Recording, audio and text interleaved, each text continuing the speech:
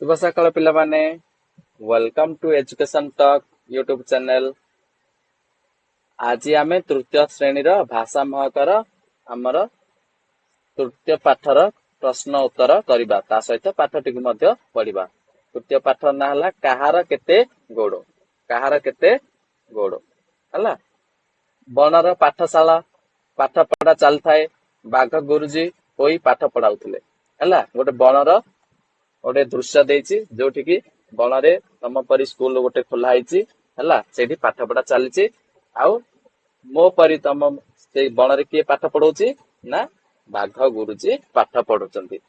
ବାଘ ଗୁରୁଜୀ ପଚାରୁଛନ୍ତି ପିଲାମାନେ କହିଲ ଦେଖି ଆମର ଗୋଡ ଆମର କଣ ଉପକାର କରେ। ମାଙ୍କଡ କହୁଛି ଗୁରୁଜୀ ଗୋଡରେ ଆମେ ଚାଲୁ ଖେଳୁ ଆଉ ଦୌଡୁ। ସାପ କହୁଛି ମୋର ଗୋଡ ନାହିଁ ମୁଁ ଛାତିରେ ଭରା ଦେଇ ଯିବା ଆସିବା କରେ। ବାଘ କହୁଛି ହଁ ସାପ ପରି ମଧ୍ୟ ଜିଆ ମାଛ ଗେଣ୍ଡା ଜୋକର ବି ଗୋଡ ନାହିଁ ହେଲା। ଏଇପରି ଆଉ କୋଉ ପ୍ରାଣୀର ଗୋଡ ନାହିଁ ତମେ ନିଜ ଖାତାରେ ଲେଖିକି ରଖିଥ ମତେ ପଚାରିଲେ କହିବ। ସେମିତି ମୟୂର କହିଲା ଗୁରୁଜୀ ମୋର ଯେମିତି ଦୁଇଟି ଗୋଡ ସବୁ ପକ୍ଷୀ ମଧ୍ୟ ଦୁଇଟି ଲେଖାଏ ଗୋଡ ଅଛି। ହଁ ହଁ ମଣିଷର ବି ଦୁଇଟି ଗୋଡ। ଆଚ୍ଛା ପକ୍ଷୀ ମାନଙ୍କର ଦୁଇଟି ଗୋଡ ମଣିଷର ବି ଦୁଇଟି ଗୋଡ। ଭାଲୁ କଣ କହୁଛି ଦେଖ କିନ୍ତୁ ମୋର ଚାରୋଟି ଗୋଡ ଅଛି। ସିଂହ ହରିଣ ଠେକୁଆ ଭାଇ ମାନଙ୍କର ବି ଚାରୋଟି ଲେଖାଏ ଗୋଡ ଅଛି। ସେମାନେ କଣ କହୁଛି ତ ଚାରୋଟି ଗୋଡ ଥିବା ପ୍ରାଣୀର ନାଁ ଲେଖିପାରିବ ତ ଲେଖ। ମାଙ୍କଡ ମୋର ବି ଚାରୋଟି ଗୋଡ ମୁଁ ମୋ ଆଗ ଗୋଡ ଦୁଇକୁ ହାତ ପରି କାମରେ ଲଗାଏ ହେଲା। ହାତୀ କହୁଛି ମୋର ପାଞ୍ଚଟା ଗୋଡ ବୋଲି ଭାବୁଛ କି ନା ନା ମୋର ବି ଚାରୋଟି ଗୋଡ ମୋର ଗୋଟିଏ ଲମ୍ବା ଶୁଣ୍ଢ ଅଛି ହେଲା। ହାତୀର କଣ ହେଇଛି ଲମ୍ବା ଶୁଣ୍ଢ ଅଛି ତାର ଚାରିଟା ଗୋଡ ଆକାର ହେଲା। ହାତୀ କହୁଛି ମୋର କଣ ପାଞ୍ଚଟା ଗୋଡ ବୋଲି ଭାବୁଛ କି ତମେ ମାନେ ନା ନା ମୋର ପାଞ୍ଚଟା ଗୋଡ ନାହିଁ ମୋର ଚାରୋଟି ଗୋଡ। ତାପରେ ବାଘ କହୁଛି ଆଚ୍ଛା ପିଲାମାନେ କହିଲ ମଶା ଓ ମାଛର କେତୋଟି ଗୋଡ। ମଶା ମାଛ ଦେଖିଛ ନା ତମେ ମାନେ ଭାବିକି କହିଲ ମଶା ମାଛର କେତୋଟି ଗୋଡ। ପ୍ରଜାପତି ଠିଆ ହେଇ କହୁଛି ମଶା ମାଛିଙ୍କର 6ଟି ଗୋଡ। କେତୋଟି ଗୋଡ 6ଟି ଗୋଡ ମୋର ବି 6ଟି ଗୋଡ। ଜନ୍ଦା ପିମ୍ପୁଡି ଭଅଁର ମହୁମାଛିର ବି 6ଟି ଲେଖାଏ ଗୋଡ। ଦେଖିଲ ନା ତାହେଲେ 6ଟି ଲେଖାଏ ଗୋଡ କାର କାର ମଶା ମାଛି ଜନ୍ଦା ପିମ୍ପୁଡି ଭଅଁର ପ୍ରଜାପତି ମହୁମାଛି ଏଗୁଡାକର କଣ 6ଟି ଗୋଡ ହେଲା। ତାପରେ ବାଘ ଆରେ ବା ଏଥର କହିଲ କାହାର 8ଟି ଗୋଡ ଅଛି। ଦେଖ 8ଟି ଗୋଡ କଥା ପଚାରୁ ପଚାରୁ ବୁଢିଆଣୀ ଚାଲି ଚାଲି ଚାଲି ଉଠି ପଡିଲା। କଣ କହୁଛି ମୋର ପରା 8ଟି ଗୋଡ। ମାଙ୍କଡ ସାର ମଧ୍ୟ 8ଟି ଗୋଡ। ମାଙ୍କଡସା ବୋଲି ଗୋଟେ ଆଉ ଗୋଟେ ଅଛି କୀଟ ଅଛି। ମାଙ୍କଡସାର ବି ମଧ୍ୟ 8ଟି ଗୋଡ। ଆମେ ଜାଲ ବୁଣି ସେଥିରେ ରହୁ ହେଲା। ବୁଢିଆଣୀ ମାଙ୍କଡସା ହେଲା। ମାଙ୍କଡ ନାହିଁ ମାଙ୍କଡସା ଗୋଟେ କୀଟ ବୁଢିଆଣୀ ପରି ତାର ବି 8ଟି ଗୋଡ। ବାଘ ବହୁତ ଭଲ ପିଲାମାନେ ଜାଣିଛ କି ଗୋଟେ କୀଟ ଅଛି ତାର 30ରୁ ଆରମ୍ଭ କରି 382 ପର୍ଯ୍ୟନ୍ତ ଗୋଡ ହୋଇପାରେ।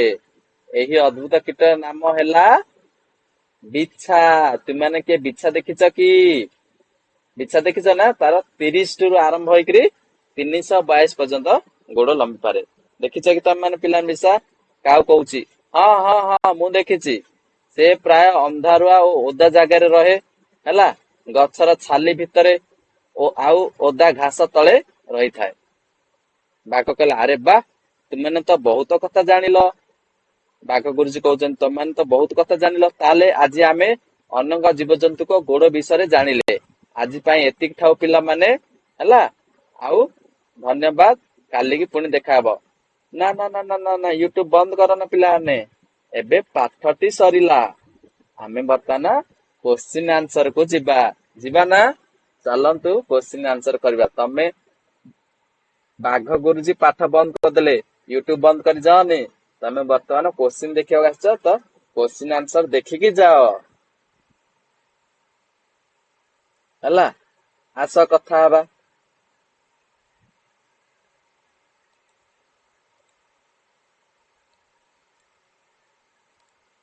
ତୁମ ଘରେ ଦେଖିଥିବା କେତୋଟି ପଶୁ ପକ୍ଷୀର ନାମ ଓ ସେମାନଙ୍କର ଗୋଡ ସଂଖ୍ୟା କୁହ।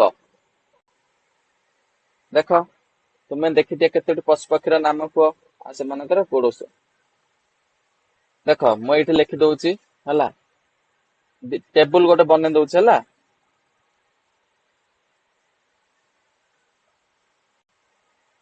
ये गोटे टेबुल बन दौची छोट टेबुल तुम खातार बन ये जगह हबनी है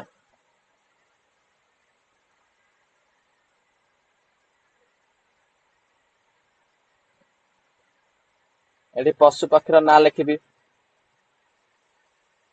पशु पक्षीर नाम ये कौन लिखी गोड़ संख्या कौन गोड़ संख्या हेले पशु पक्षीर ना कह ना गोटे गोटे आ गोड़ संख्या कह हाँ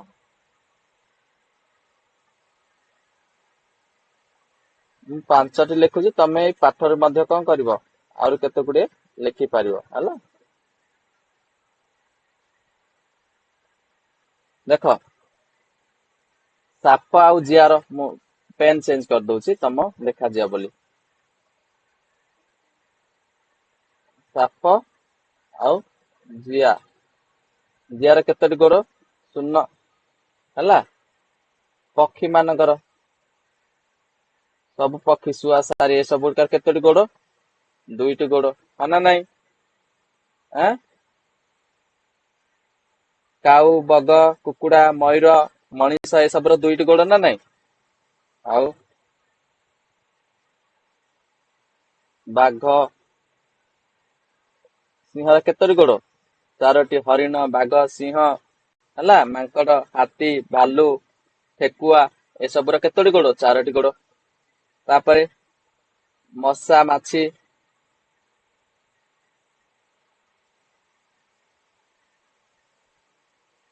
ମଶା ମାଛି ଏଗୁଡାକର କେତୋଟି ଗୋଡ ନା 6ଟି ଗୋଡ କେତୋଟି 6ଟି ଏବେ ପଢିଲ ନା ବୁଢୀ ଆଣି ବୁଢୀ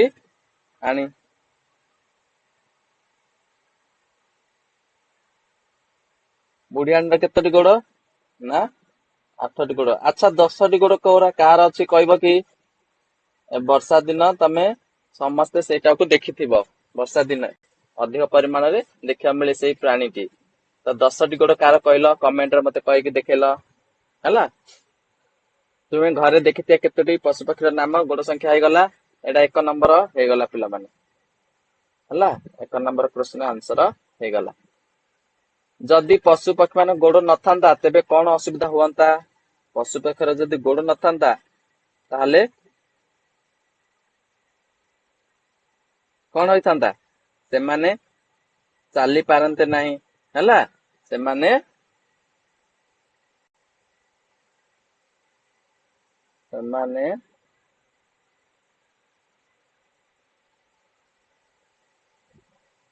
ଚାଲି ପାରନ୍ତେ ନାହିଁ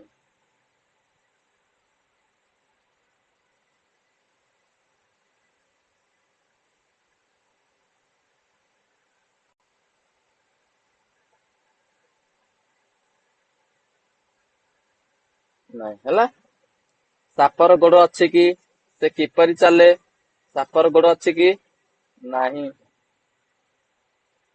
ହେଲା ନାହିଁ ସେ କିପରି ଚାଲେ ସେ ପେଟରେ ଭରା ଦେଇ ଚାଲେ ସେ ପେଟରେ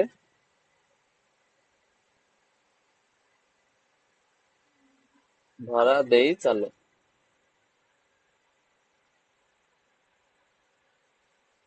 ପେଟରେ ଭରା ଦେଇ ଚାଲେ ହେଲା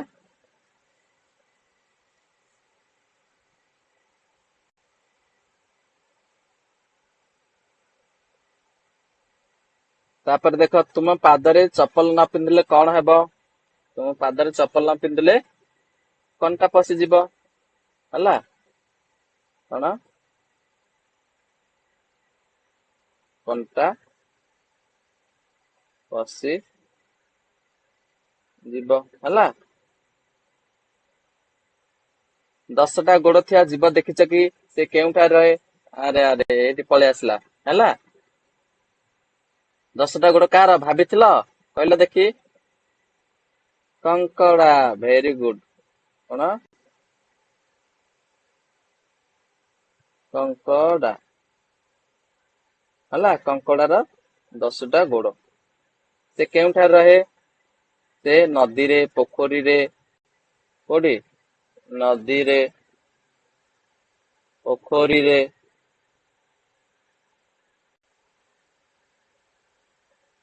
ଆଉ ସମୁଦ୍ରରେ ରହେ। ଓ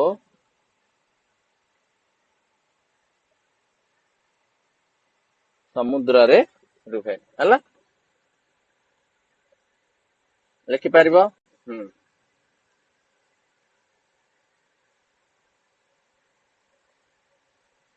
ତୁମକୁ ଭଲ ଲାଗୁଥିବା ଯେକୌଣସି ପଶୁ, ପକ୍ଷୀ, ସରୀସୃପ ବା କୀଟପତଙ୍ଗ ଚିତ୍ର କରି ରଙ୍ଗ ଦିଅ ଓ ତାର ନାମ ଲେଖ। ହେଲା, ଦେଖ ଏଇଟା ଗୋଟେ ଚିତ୍ର କରିଦେବା।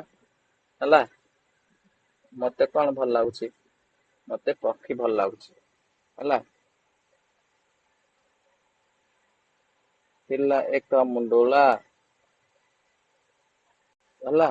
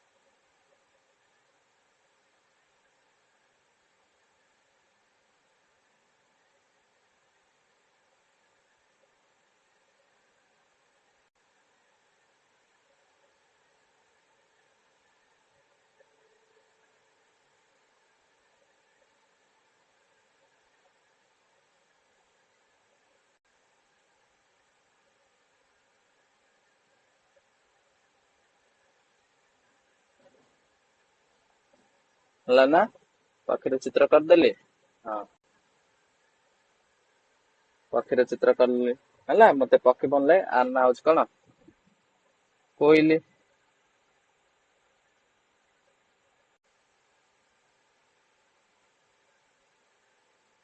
ହେଲା,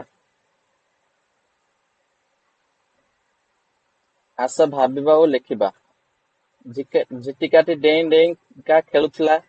ସେଇ ବାଟ ଦେଇ ଗୋଟେ ପିମ୍ପୁଡି ଯାଉଥିଲା। ଝିଟିକା ତାକୁ ଡାକିଲା।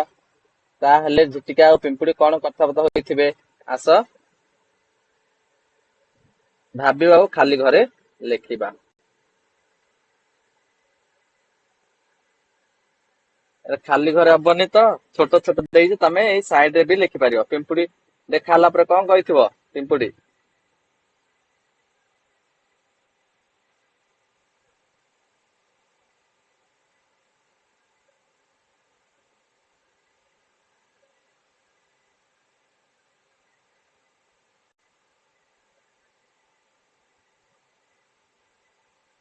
ଝିଟିକା ପଚାରିଥିବ, ପିମ୍ପୁଡି ଭାଇ ଏତେ ତରବର ହୋଇ କେଉଁଠି ଯାଉଛ? ଝିଟିକା ହେଇଠି ପଚାରିଲା। ଏଇଠି ଝିଟିକା ପଚାରିଥିବ। ହେଲା,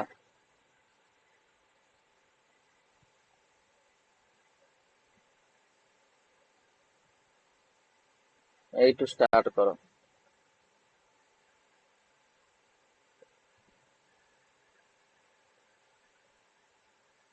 ପିମ୍ପୁଡି ଭାଇ କୁଆଡେ ଯାଉଛ? ଆରେ ଯାଉଛ ପଚାରିଥିବ। ପିମ୍ପୁଡି କଣ କହିଥିବ? ପିମ୍ପୁଡି କହିଥିବ, ମୁଁ ଆହାର ଖୋଜିବାକୁ ଯାଉଛି। ମୁଁ ଆହାର ଖୋଜିବାକୁ ଯାଉଛି।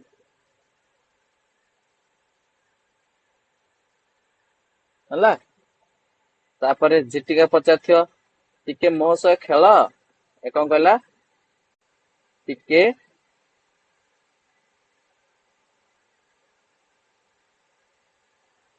ମୋ ସହ ଖେଳ।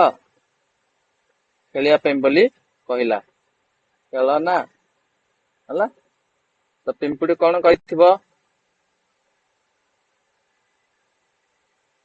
ପିମ୍ପୁଡି କହିଥିବ କାମ କରି ଆସିବି ପ୍ରଥମେ, ତାପରେ ଖେଳିବି। ତ ପରିଶ୍ରମ ପରେ ଆରାମ। ପିମ୍ପୁଡି କଣ କହିଥିବ ନା ପ୍ରଥମେ ପରିଶ୍ରମ କରିବି ତାପରେ ଆରାମ କରିବି ହେଲା। ଦେଖ ବଣରେ ରହୁଥିବା 3ଟି ଲେଖାଏଁ ପଶୁ ପକ୍ଷୀଙ୍କ ନାମ କୋଠରେ ଲେଖ। ପଶୁଙ୍କ ନାମ ଲେଖିପାରିବ ନା ନାଇଁ? ବାଘ ଗୁରୁଜୀ, ସିଂହ, ଆଉ ହାତୀ। ପକ୍ଷୀଙ୍କ ନାମ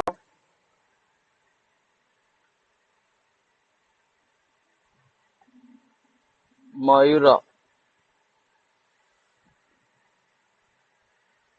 ପେଚା, ପେଚା ଆଉ ଶୁଆ ହେଲା।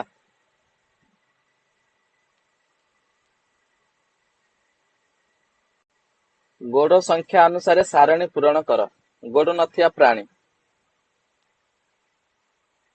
କାର କାର ଗୋଡ଼ ନାହିଁ? ସାପର ଗୋଡ଼ ନାହିଁ। ଜିଆର ଗୋଡ଼ ନାହିଁ। ମାଛର ଗୋଡ଼ ନାହିଁ। ମାଛର ଗୋଡ଼ ନାହିଁ।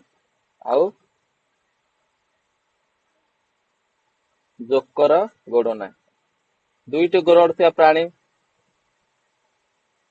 ମଣିଷ, ମୟୂର, ମୟୂର, କାଉ ଆଉ କଣ?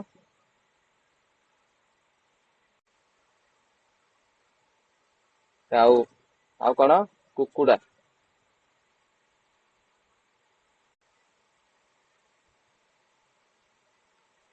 ହେଲା। 4ଟି ଗୋଡ଼ ଥିବା ପ୍ରାଣୀ। ବାଘ ଗୁରୁଜୀ, ସିଂହ,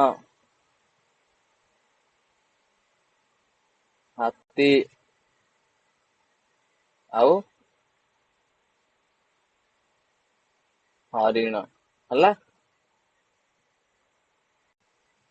6ଟି ଗୋଡ଼ ଥିବା ମଶା, ମାଛି ହେଲା। ଆଉ ପିମ୍ପୁଡି, ପ୍ରଜାପତି ହେଲା। 8ଟି ଗୋଡ଼ ବୁଢିଆଣୀ। କଣ? ବୁଢୀ ଆଣୀ। ମାଙ୍କଡସା,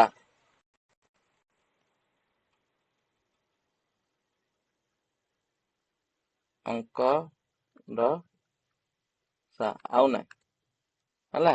କଙ୍କଡା 10ଟି ଗୋଡ଼।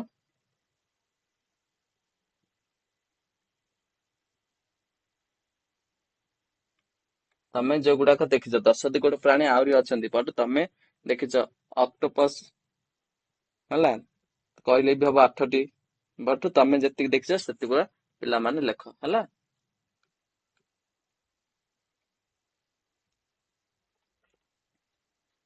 ଦଶରୁ ଅଧିକ ଗୋଡ଼ ଥିବା ପ୍ରାଣୀ ଏବେ କୁହାଯାଇଥିଲା ବିଛା ହେଲା।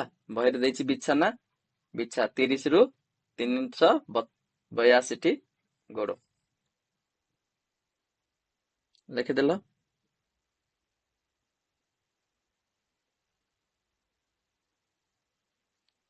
ଆମେ ଆମର ପାଦର ଯତ୍ନ କିପରି ନେବା? ନିୟମିତ ନଖ କାଟିବା ହେଲା। ଆଉ କଣ କରିବା? ପାଦକୁ ସାବୁନ ପାଣିରେ ପରିଷ୍କାର ଭାବେ ଧୋଇବା।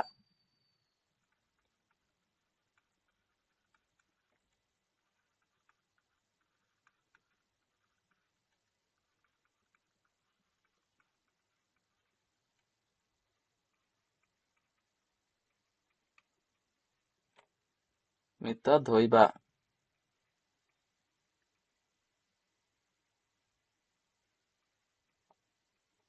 ହେଲା। ଆଉ କଣ କରିବା? ବାହାରକୁ ଗଲେ ଚପଲ ପିନ୍ଧିବା।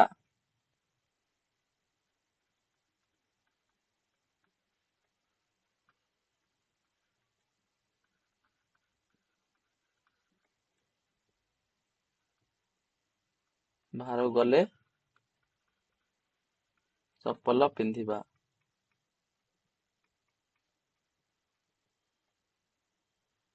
ହେଲା। ଆଉ କଣ କରିବା? ପାଦ ଫାଟିଲେ ଔଷଧ ଲଗାଇବା। ପାଦ ଫାଟିଲେ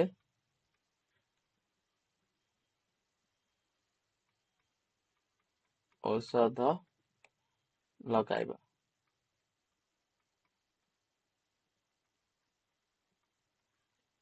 ହେଲା। ତଳେ ଦିଆଯାଇଥିବା ଅନୁଚ୍ଛେଦଟିକୁ ପଢ। ହାତୀଟିଏ ବଣରେ ବୁଲୁଥିଲା। ହଠାତ୍ ତା ଗୋଡରେ କଣ୍ଟା ଫୁଟିଗଲା। ସେ ଆଉ ଚାଲି ପାରିଲା ନାହିଁ।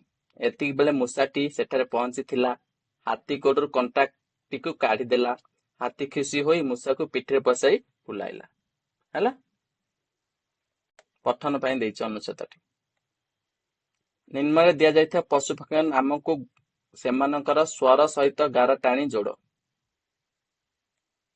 ଦେଖ ଗାଈର ସ୍ୱର କିପରି?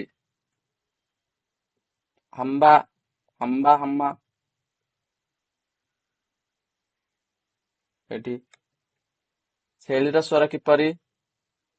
ମେ ମେ ମେ କୁ ଯୋଡିଦବ। କୋଇଲା ସ୍ୱର କିପରି?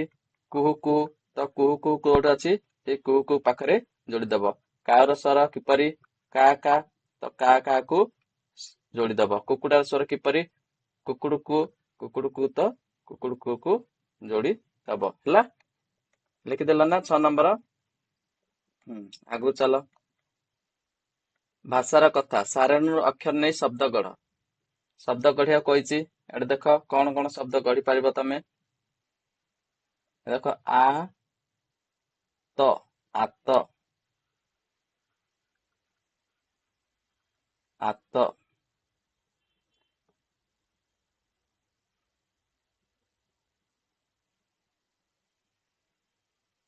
ଦେଖ ଏଇଠି ଆଉ କଣ ଲେଖିପାରିବ?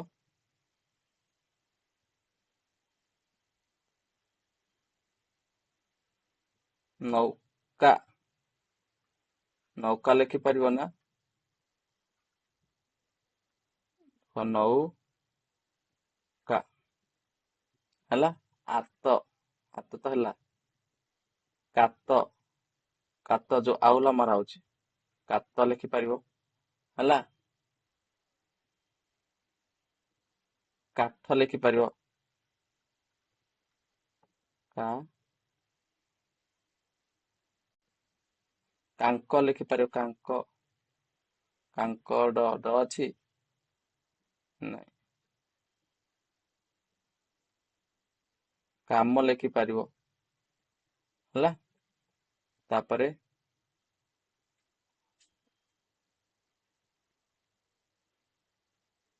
ତଣ୍ଟି ଲେଖିପାରିବ। ତଣ୍ଟି ତଣ୍ଟି।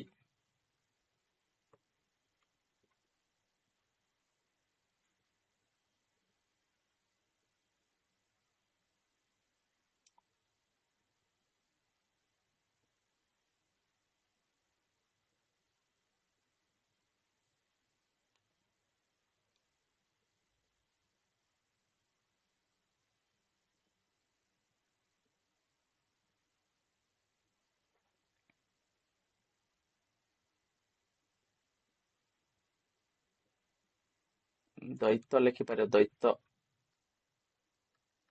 ଦୈତ। ହେଲା। ଆଉ କଣ ଲେଖିପାରିବ?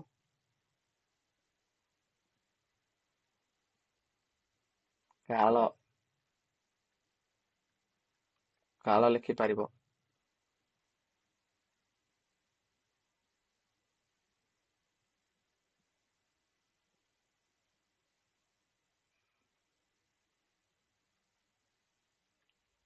ତଳ ଲେଖିପାରିବ।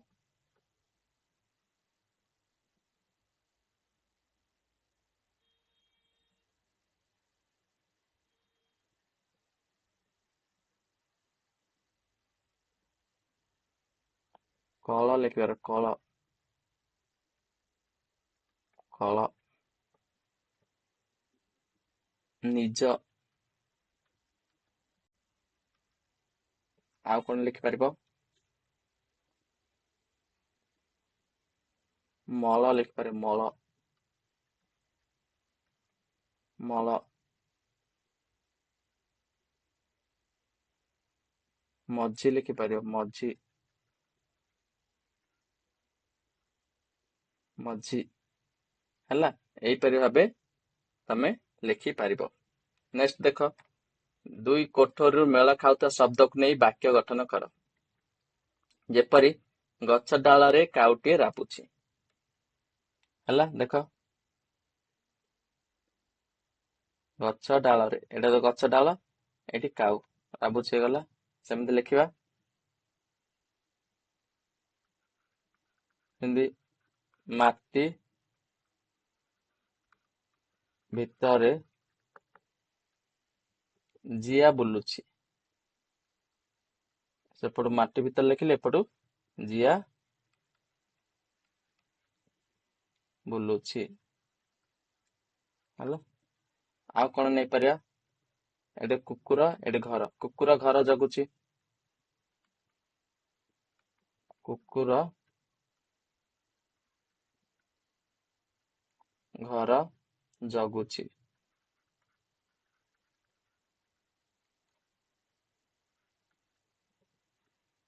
କୁକୁର ଘର ଜଗୁଛି। ହେଲା, ଏଠି ଦେଖ ବର୍ଷା, ଏଠି ଦେଖ ପାଣି, ବର୍ଷାରେ ପାଣି ପଡୁଛି। ବର୍ଷାରେ ପାଣି ପଡୁଛି।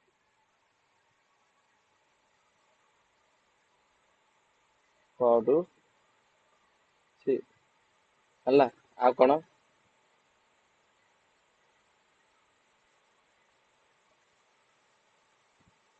ଆଉ ଗୋଟେ ଲେଖିଦିଅ, ଗଛ ଡାଳରେ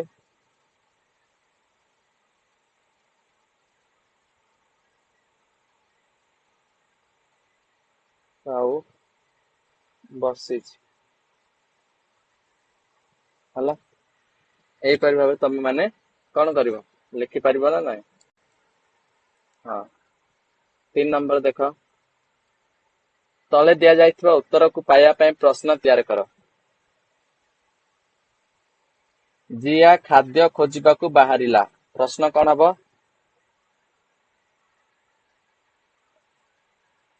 ଜିଆ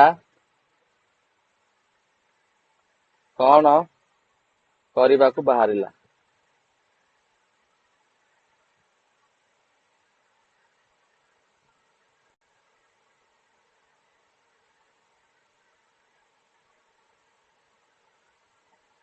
ହେଲା, କୁକୁରର 4ଟି ଗୋଡ଼। ତ ପ୍ରଶ୍ନ କଣ ହବ? କୁକୁରର କେତୋଟି ଗୋଡ଼?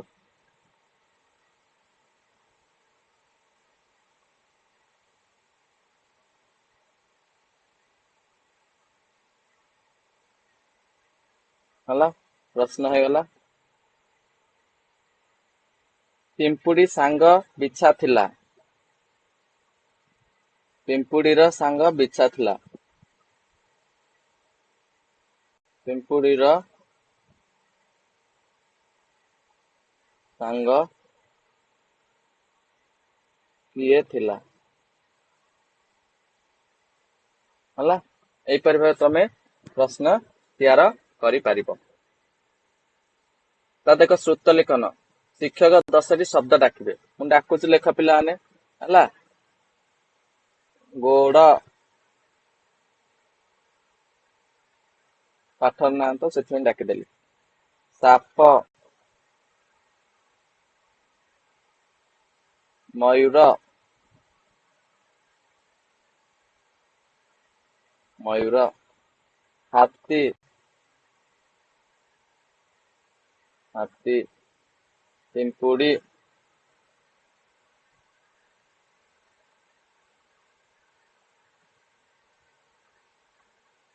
ପିମ୍ପୁଡି। କାଉ।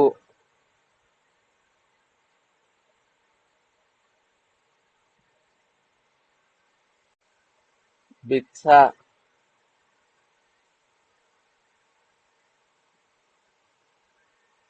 ବଣି। ଜୋତା।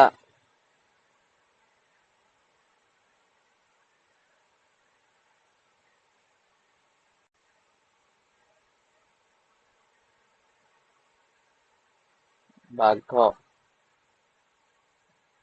ହେଲା, ଏଇପରି ଭାବେ ତମେ ଶବ୍ଦ ସାର୍ ଡାକିବେ, ତମେ ଶବ୍ଦକୁ ଲେଖିବ ହେଲା। ତାପରେ ଦେଖ, ରହେ ରେ ରହେ ମୁଁ କୋରଡେ ରହେ, ରାତିରେ ବୁଲେ ମୁଁ ଦିନରେ ସୁହେ, କହିଲ ଦେଖି ମୁଁ ଅଟେ କିଏ?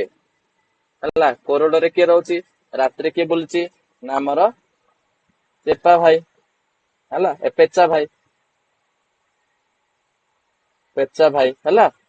ବେକରେ ହଲାଇ ନାଲିଆ ଗାର, ଶାଗୁଆ ଦେହ ତା ଦିଶେ ସୁନ୍ଦର, ବଙ୍କୁଲି ଥଣ୍ଟରେ ଫଳକୁ ଖାଇ, କହିଲ ପିଲା ସେ କିଏ, ସେ ଅଟେ କେହି? ଏଟା କଣ ଆମର ଶୁଆ, ହଁ ନା ନାଇଁ? ମାଉଁସ ଖାଏ ବଣରେ ରୁହେ, ଜାତୀୟ ପଶୁ ନାମଟି ବହେ, କହିଲ ପିଲାଏ ସେ ଅଟେ କିଏ? ଏଟା କଣ?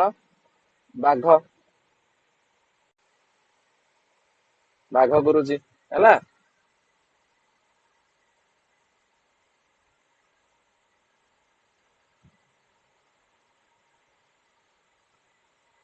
ଦେଖିଲ ନା, ଏକ ସାଙ୍ଗର ଜୋତା।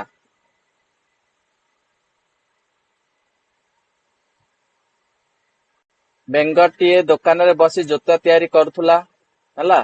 ବେଙ୍ଗଟିଏ ଦୋକାନରେ ବସି ଜୋତା ତିଆରି କରୁଥିଲା, ସେଇ ବାଟ ଦେଇ ପିମ୍ପୁଡି ଗୁଡ ନେଇ ଯାଉଥିଲା। ବେଙ୍ଗ ପିମ୍ପୁଡିକୁ ଡାକି କହିଲା, ପିମ୍ପୁଡି ଭାଇ, ସବୁଦିନେ ପୋକ ଚୋକ ଖାଇ ଖାଇ ଖାଇ ପାଟିକୁ ଆଉ ଭଲ ଲାଗୁନି, ମତେ ଟିକେ ଗୁଡ ଖାଇବାକୁ ଦିଅ। ପିମ୍ପୁଡି କହିଲା, ତୁମେ ଯଦି ମୋ ସାଙ୍ଗ ପାଇଁ ଜୋତା ତିଆରି କରିଦବ, ତେବେ ମୁଁ ତୁମକୁ ଅଧା ଗୁଡ ଦେବି। ବେଙ୍ଗ ପିମ୍ପୁଡି ଗୋଡକୁ ଦେଖି ଭାବିଲା, 6ଟି ଜୋତା ତିଆରି କରିଦେଲେ ମୋତେ ଅଧା ଗୁଡ ମିଳିବ। ତେଣୁ ପିମ୍ପୁଡି କଥାରେ ବେଙ୍ଗ ରାଜି ହୋଇଗଲା। ପିମ୍ପୁଡି ବେଙ୍ଗକୁ ଅଧା ଗୁଡ ଦେଇ ଘରକୁ ଚାଲିଗଲା। ପରଦିନ ପିମ୍ପୁଡି ତା ସାଙ୍ଗ ବିଛାକୁ ନେଇ ବେଙ୍ଗ ପାଖକୁ ଆସିଲା। କଣ କଲା? ବିଛାକୁ ଧରି ବେଙ୍ଗ ପାଖକୁ ଆସିଲା। ବିଛାକୁ ଦେଖି ବେଙ୍ଗ ମୁଣ୍ଡ ହାତ ଦେଇ ବସି ପଡିଲା। ବେଙ୍ଗ କହିଲା, ପିମ୍ପୁଡି ଭାଇ, ମୁଁ ଗୋଟେ କଥା କହିବାକୁ ଭୁଲି ଯାଇଥିଲି, ମୋତେ ପରା ଗୁଡ ଖାଇବା ମନା, ମୁଁ ତୁମକୁ ମଜାରେ ଗୁଡ ମାଗିଥିଲି। ମୁଁ ଏବେ ଦୋକାନ ବନ୍ଦ କରିବି, ତୁମେ 2 ଜଣ ଘରକୁ ଯାଅ। ତ କଣ ହେଲା? ବିଛାର ଗୋଡ ସଂଖ୍ୟା 30ରୁ ଆରମ୍ଭ କରି 382, ତ ତାକୁ 382 ଜୋତା ତିଆରି କରିବାକୁ ପଡିବ ବୋଲି କଣ ହେଲା? ବେଙ୍ଗ ପିମ୍ପୁଡିକୁ ମନା କରିଦେଲା, ଆଉ ଗୁଡ ଫେରେଇ ଦେଲା, ହଁ ନା ନାଇଁ? ହଁ, ଦେଖ ପିମ୍ପୁଡି କେତେ ବୁଦ୍ଧିମାନ ହେଲା। ପିଲାମାନେ ଆଜି ପାଇଁ ଏତିକି, କ୍ୱେଶ୍ଚିନ୍ ଆନ୍ସର ଦେଖିଲ। ଆଗାମୀ କ୍ଲାସରେ ଦେଖାହବ। ରହିଲି, ଧନ୍ୟବାଦ ପିଲାମାନେ। ଚ୍ୟାନେଲକୁ ସବସ୍କ୍ରାଇବ କର, ସାଙ୍ଗମାନଙ୍କ ସହିତ ସେୟାର କର। ଆଜି ପାଇଁ ଏତିକି ହେଲା। All the best.